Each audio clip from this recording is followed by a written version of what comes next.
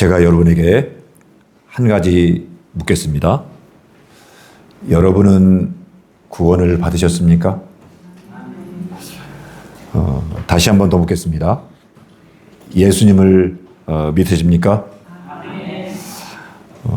구원을 받았느냐는 말과 예수님을 믿느냐는 말은 똑같은 말입니다. 그런데 구원을 받았냐고 물으면은 어떤 분들은 머뭇거리면서 대답을 잘 못하세요. 그런데 예수님을 믿느냐고 물어보면은 아주 대답을 잘합니다. 왜 그럴까요? 믿음이 있어도 확신이 없을 수 있습니다.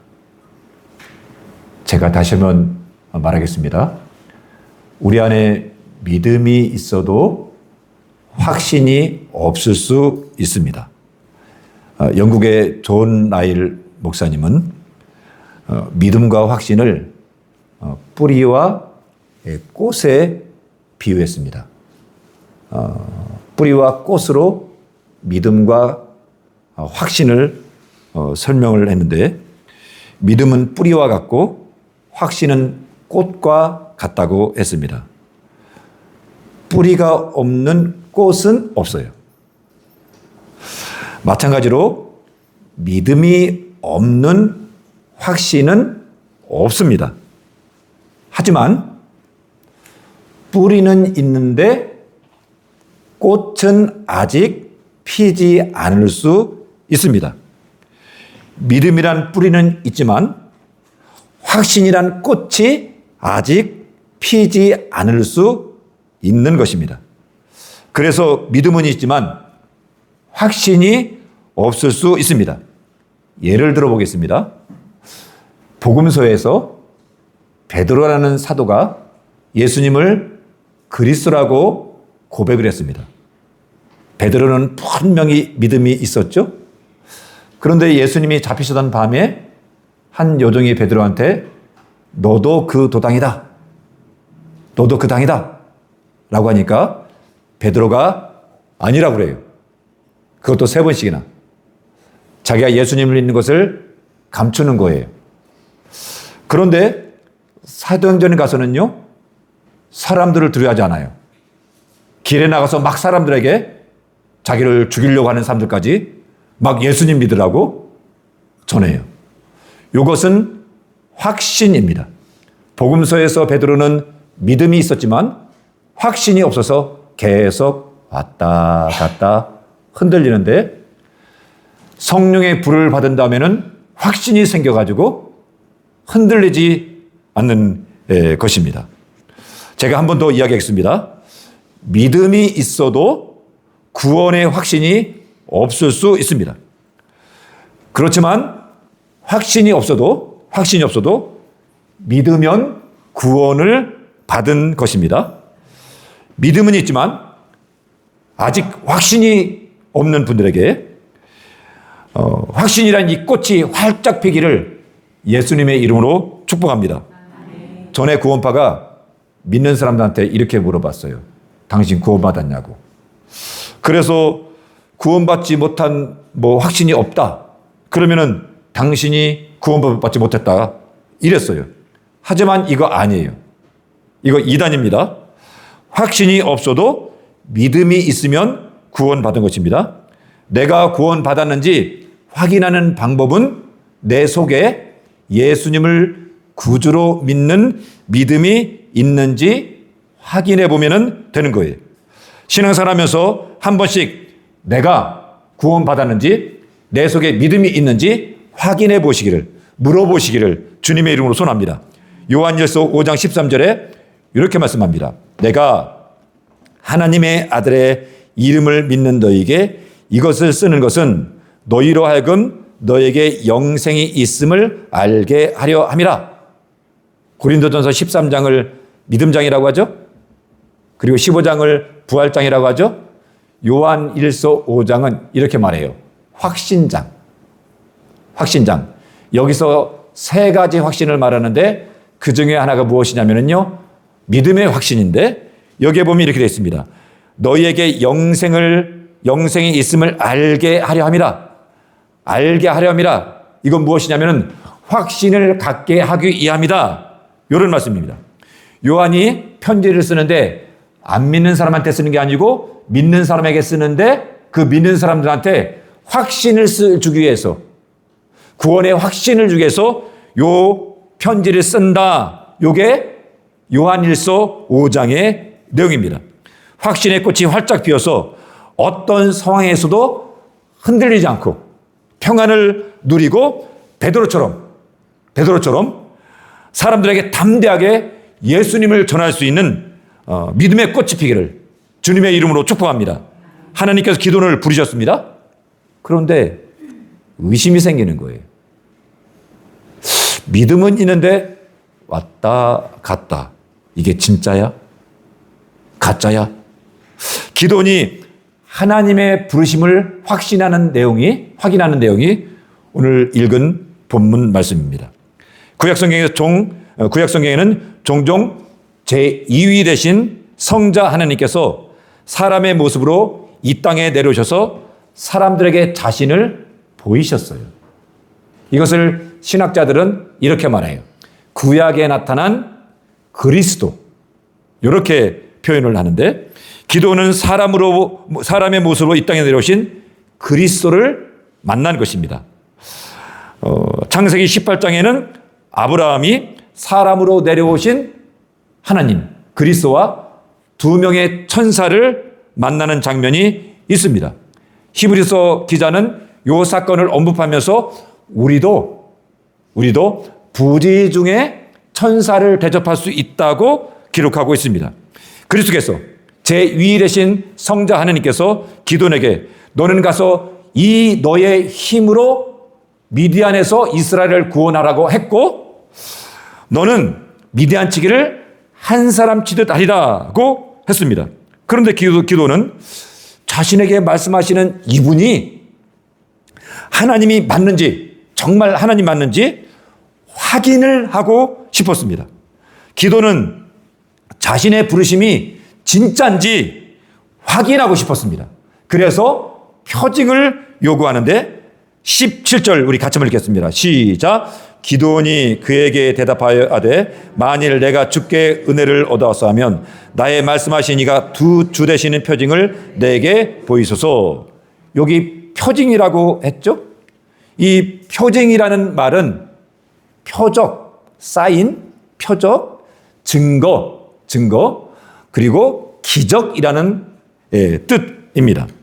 그냥 증거가 아니라 사람들은 흉내낼 수 없는 하나님만이 하실 수 있는 기적적인 증거를 보여주셔서 당신이 하나님이시고 하나님이신 당신이 나를 부르셨다는 그 증거를 나한테 좀 보여주세요.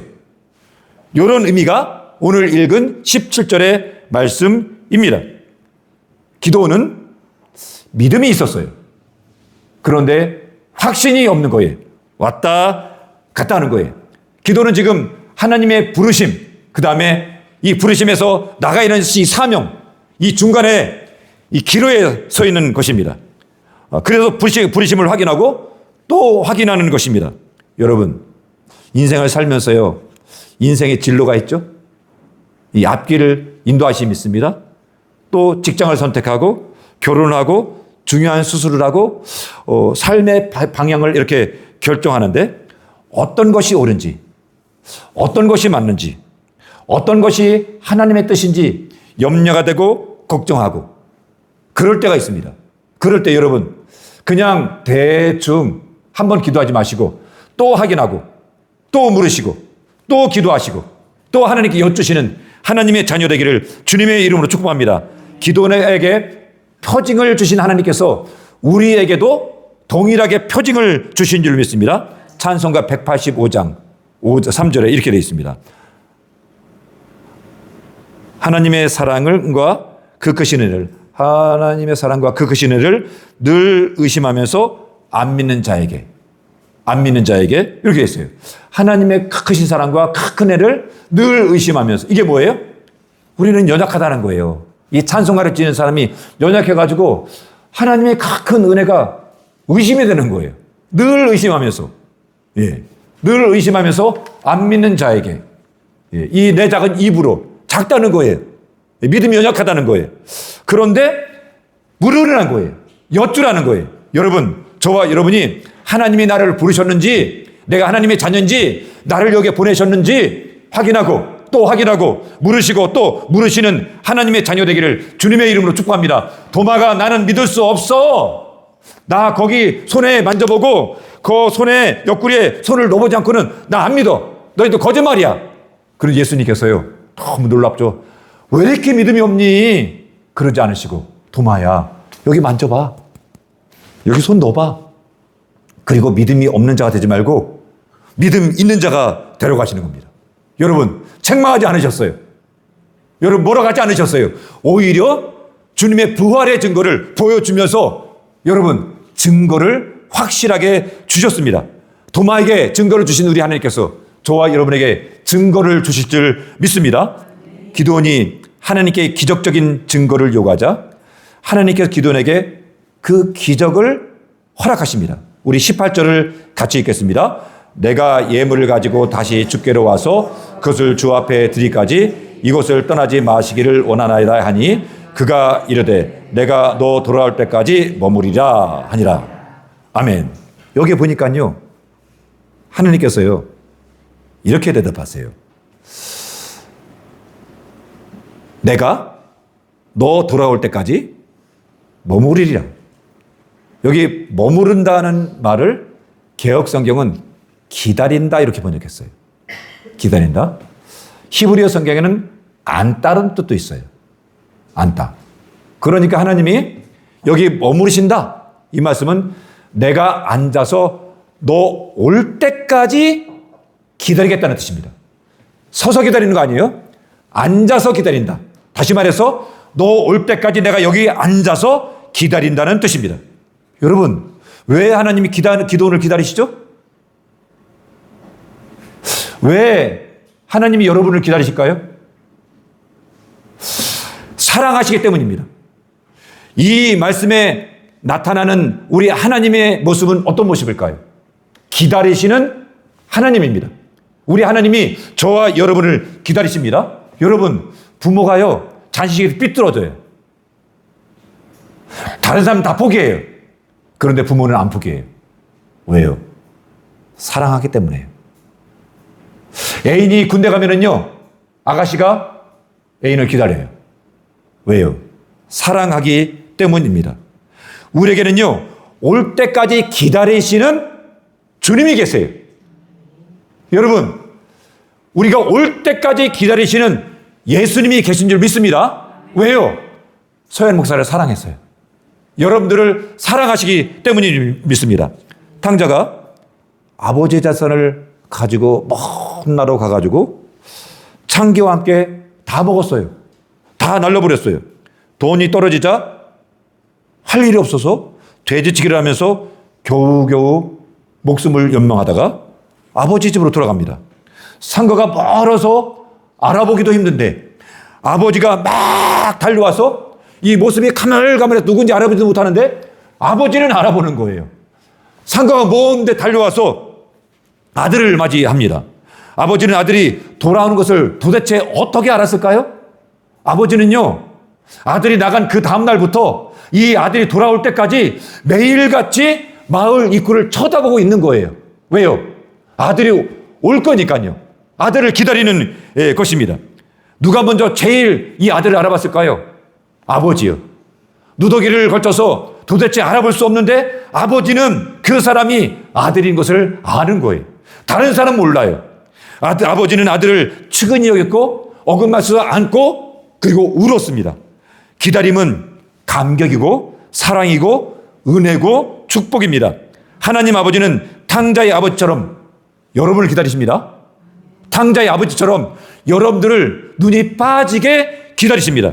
누가복음 13장에 보면은 포도원 주인의 비유가 있습니다.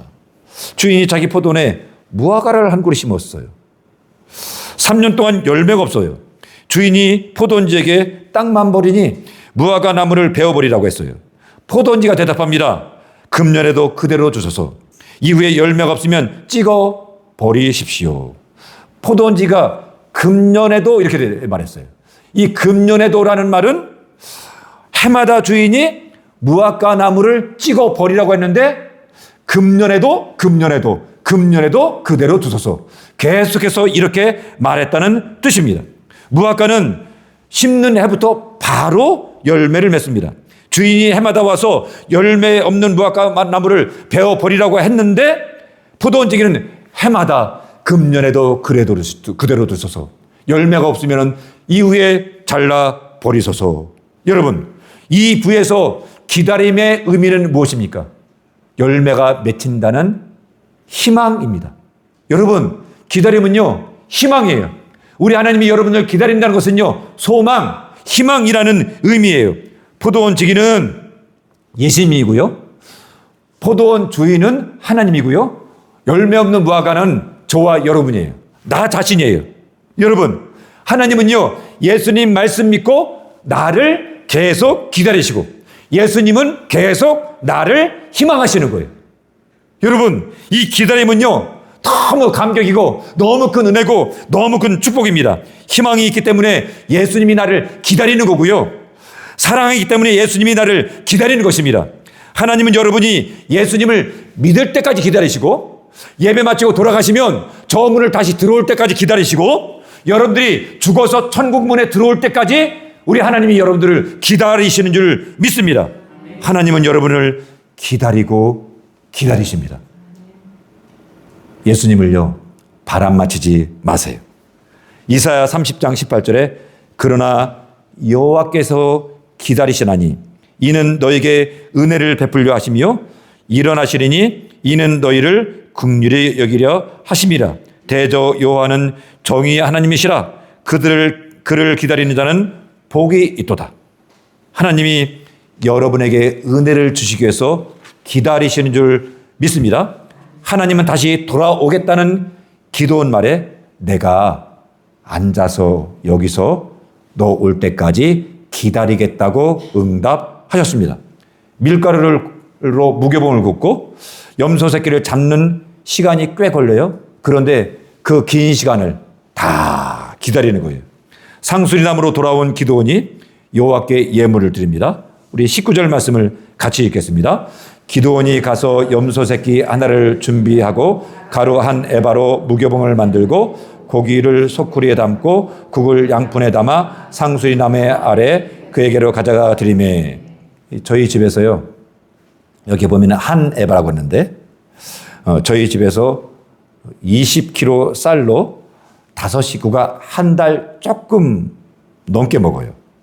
점심에서는 밖에서도 먹고 집에서도 먹으니까 빼면은 우리 5식구니까 아침 점심 그러면은 아침 저녁 하면은 10끼잖아요. 30을 곱하면은 10끼 30은 300끼예요. 20kg로 밥을 하면은 보통 사람이 300끼 이상을 먹을 수 있습니다. 적게 잡아서 20kg 쌀이 200인분이라고 생각해 보겠습니다. 1에바는요 22.7kg예요. 22.7kg. 밀가루 한 부대가 20kg인데 이 20kg로 빵을 하면은 200명 이상이 한 끼 식사로 충분히 먹는 거예요. 예, 200명이. 제가요, 어제 말씀을 준비하면서 AI는 뭐라고 대답하는지 궁금해가지고 AI한테 이렇게 물었어요. 물었더니, 밀가루 20kg로 빵을 만들면은 몇 사람이 먹습니까? 라고 물었더니 AI가 처음에는 이렇게 대답해요. 160명에서 120명이라고 이렇게 대답해요. 이것밖에 못 먹나? 다시 검색했어요. 똑같은 말로. 그랬더니 AI가 좀 머리가 나쁜 것 같아요. 금방 물었는데 다시 이렇게 검색하니까 120명에서 200명이래요. 이게 뭐지? 다시 여러 번 했는데 입력을 할 때마다 대답이 달라져요. 이게 도대체 AI가 아직 믿을 만하지 않구나. 이런 생각이 들었습니다. 밀가루 22.7리터에 새끼 염소 그리고 국까지 있습니다. 이 정도 분량이면 적어도 200사람이 먹을 수 있는 많은 분량입니다. 기도는 미디안에게 빼앗길까봐 이 밀을요 포도주 틀에서 숨어서 몰래 타작을 했습니다.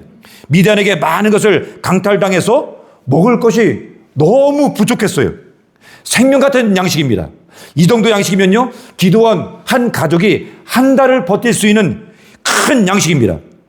그런데 이 기드온은요 이 전쟁 때에 기근 때에 하나님께 예물을 드리는데 충분하게 드립니다.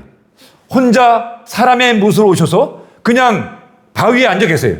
그렇다면은 2, 3인분이면 충분한데 기도는요 남들 안 주고 자기 가족만 먹으려고 꽁꽁 숨겨 놓았던 것을 하나님께 다 드려버립니다. 하나님의 부르심에 대한 응답, 감사, 헌신의 결단입니다. 내 생명의 주권을 우리 하나님께 맡긴 것입니다. 그런데 재물이 좀 이상해요. 하나님께 재물을 드릴 때는 성경 레위기에 있는 제사법대로 드려야 돼요. 레위기의 제사법에는 양, 염소, 비둘기, 곡식가루, 소 이런 것으로 드릴 수 있습니다. 그런데 국은 없어요. 성경에서 국을 하나님께 제물로 드린 사람은 기드온 한 사람밖에 없어요. 기드온은 하나님께 제물을 드리는데 어떤 것을 드려야 되는지 몰랐어요. 어떤 학자들은 기드온이 가져온 제물을 바알에게 바치는 제물과 똑같은 것이라고 해석을 했어요. 그러니까 기드온이 바알에게 제사하는 제물을 하나님께 가져왔다는 거예요. 그러니까 이 기드온 시대에 이스라엘 사람들한테 그 우상 제사가 너무 이렇게 보편적이었던 거예요. 그래서 그것을 보고 배운 사람이 그 제물을 가져다가 하나님께 드렸다는 것이 어떤 성경학자들의 해석인데 일리가 있다고 생각을 합니다. 기드온은 하나님께 어떤 제물을 드려야 되는지 몰랐어요. 이것이 기드온 시대의 이스라엘의 영적인 상태였습니다.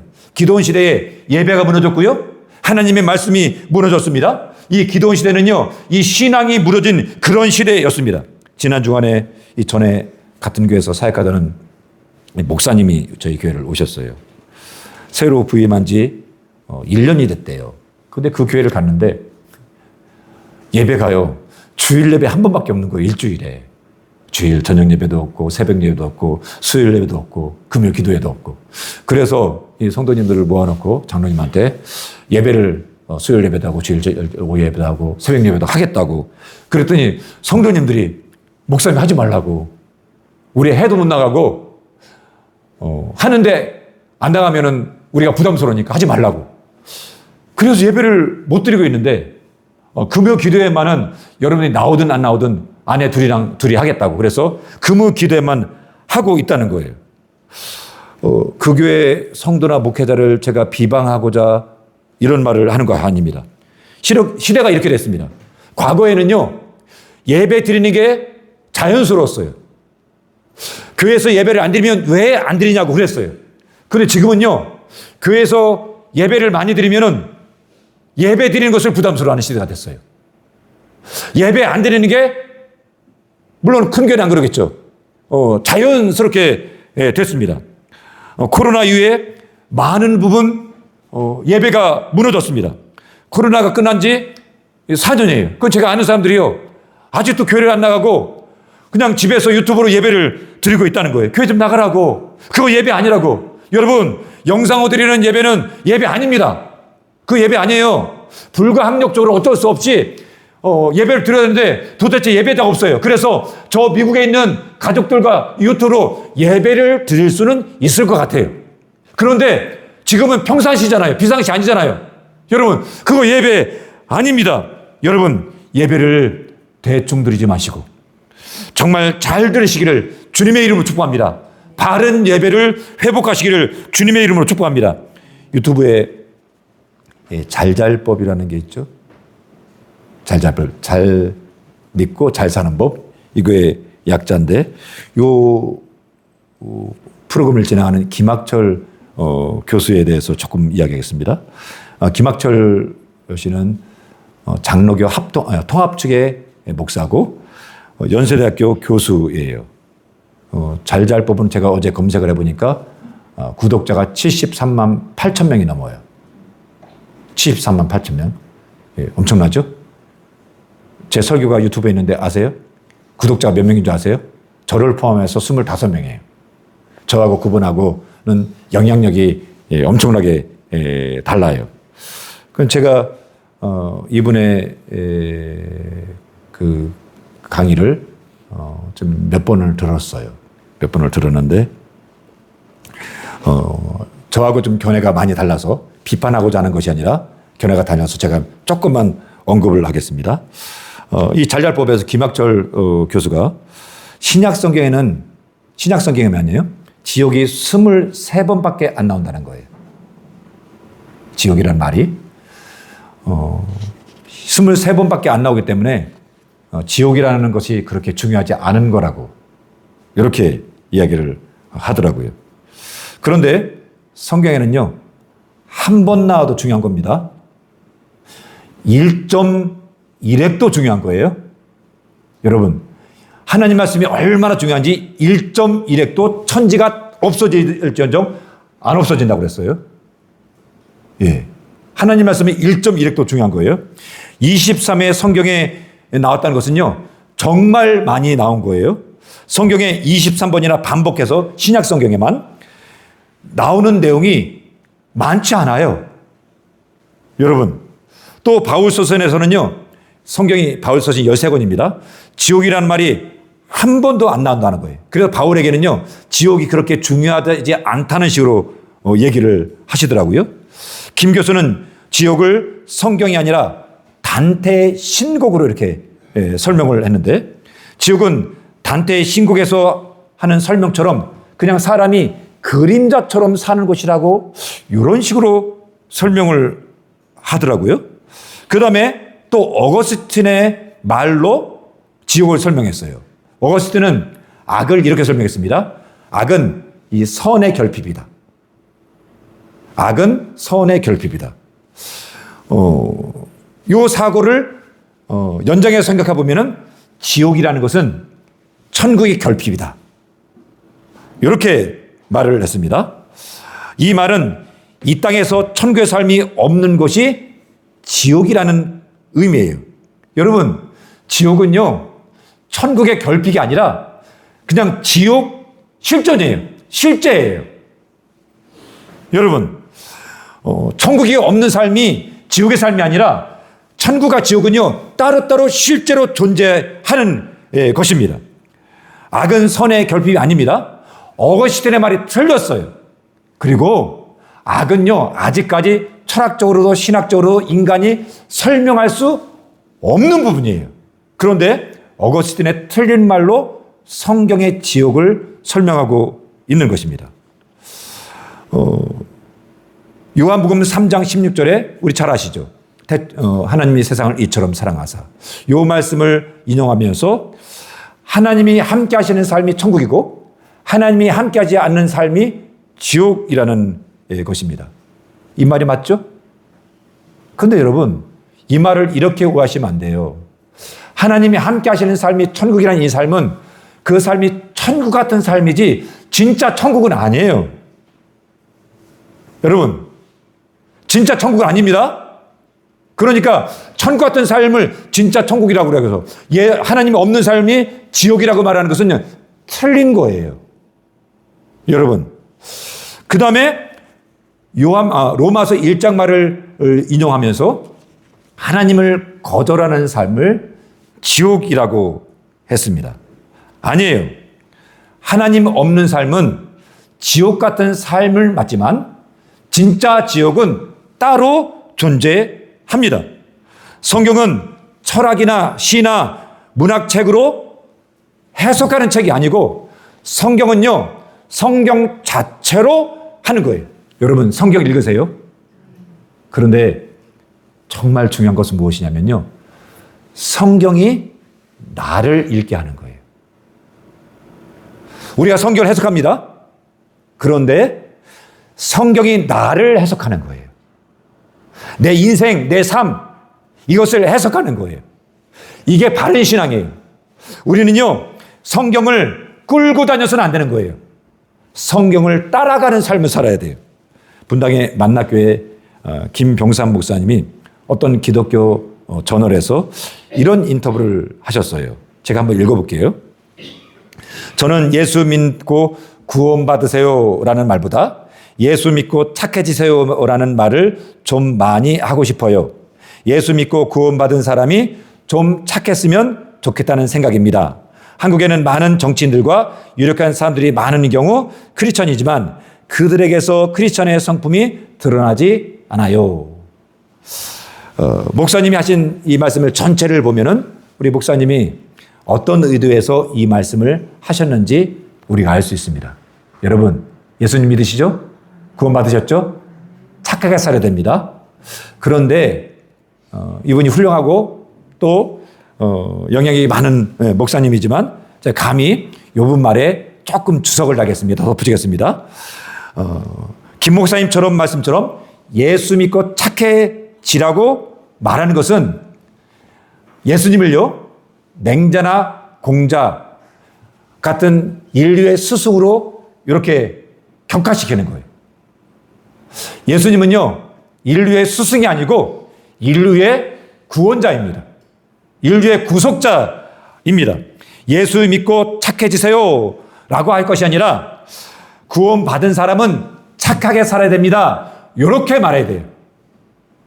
여러분, 우리는 예수님 믿고 착해지는 것이 아니라 예수님 믿고 구원받고 구원받은 사람으로서 착한 삶, 선한 삶을 사는 것입니다. 선한 삶은 예수 믿은 사람의 구원의 열매입니다.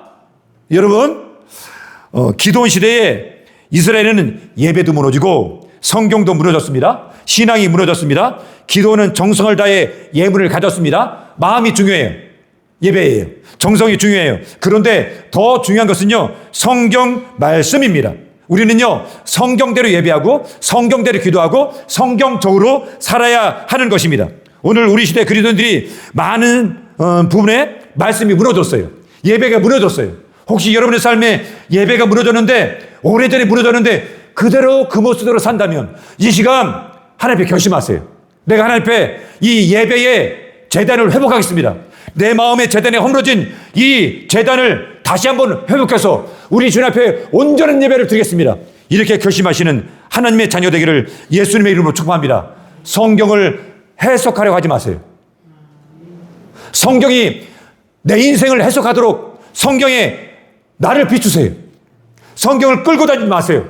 예수님을 끌고 다니지 마시고 예수님 따라가세요. 말씀을 따라가세요.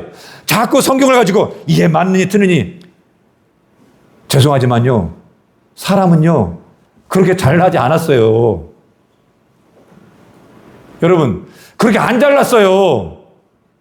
그런데 자기가 하나님보다 위에 올라가지고 하나님이 이러쿵저러쿵, 아니 그렇게 잘났어요?